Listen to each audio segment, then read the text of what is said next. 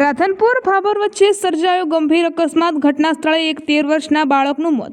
Bhabhar Radhanpur highway વચ્ચે દિન પ્રતિદિન અકસ્માતો વધારો જોવા મળી રહ્યો છે, ત્યારે 13 વર્ષના બાળકે કાર ચાલકે જોરદાર ટક્કર મારતા બાળકનું મોત થતાં પરિવારમાં શોકનું મોજું ફરી વળ્યું. ભાભરથી રાધનપુર તરફ આવી રહેલ કિયા ગાડી ચાલકે સાયકલ ઉપર જઈ રહેલા બાળકને મારી જોરદાર ટક્કર. ઘટના સ્થળે બાળકનું કમકમાટી ભર્યું મોત.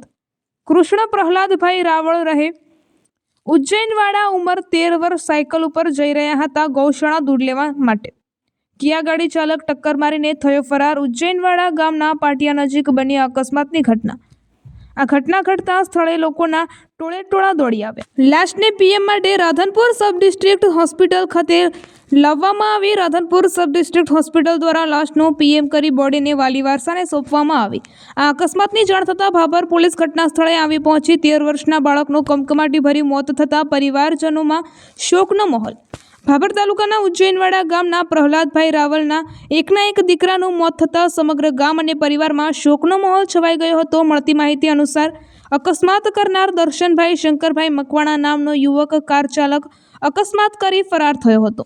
છેલ્લા કેટલાય સમયથી જીઆઈપીએલ કન્સ્ટ્રક્શન કંપનીનું કામ ગોકુળ ગતિએ ચાલી રહ્યું છે, ત્યારે રોડની બંને સાઈડોમાં નાના પથ્થરો સહિત કપચી નાખેલી હોય અને ધૂળની ડમરીઓ સહિત રસકણો ઉડતા હોય. રાધનપુર ભાભર વચ્ચે અવારનવાર અકસ્માતોની ઘટના બનતી હોય છે અને આમ લોકો અકસ્માતના કારણે મોતને ભેટતા હોય છે.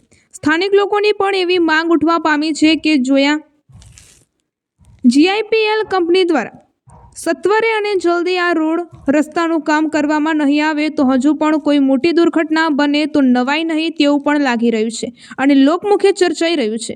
હવે જોવાનું રહ્યું કે મીડિયામાં અહેવાલ પ્રસિદ્ધ કરવા છતાં શું જીઆઈપીએલ કંપનીને લાગતા વળગતા અધિકારીઓ કર્મચારીઓ દ્વારા જલ્દીથી કામગીરી કરાવવામાં આવશે કે ખરા, કે પછી એ ચર્ચાનો વિષય બન્યો છે કે પછી મોટી દુર્ઘટના ન બને એની રાહ જોઈને બેઠા છે કે શું, અને ગોકુળ ગતિએ કામ ચાલશે એવી પણ ચર્ચાઓએ જોર પકડ્યું છે.